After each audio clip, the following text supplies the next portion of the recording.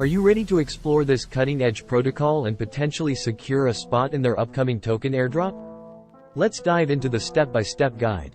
Now, I won't go into the long process of building bridges back and forth. Instead, we'll be using the quickest and easiest way out there for you to be eligible for the potential airdrop. Before we get started, if you are not subscribed to our channel, please do so and also share it with your friends and family so that everyone could become a part of this potential upcoming airdrop.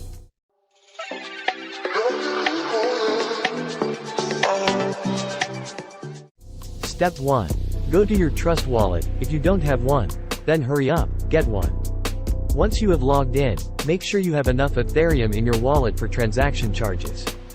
If you don't have enough, just buy some, or you could transfer some from your other wallet if you have. Step 2.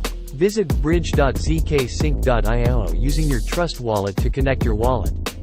Read all the important details and wallet warnings so you understand the risks.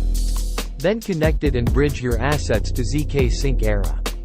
Step 3. Deposit some liquidity. Step 4. Interact with projects on the network like SyncSwap and swap assets on it. Interact with Mute. Interact with Lend. Interact with other projects. Identify other applications on the platform such as Tavera and Maverick. Regularly interact with these applications.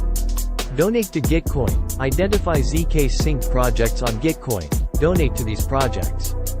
Participate in tasks, quests, and metered programs.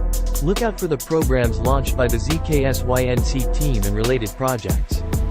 If you think that is too much of work for some free money, let me just remind you the Arbitrum airdrop, where average participant earned $2,300. So if you think it's worth your time, go ahead and get in the position for this potential airdrop, and I'll see you next time.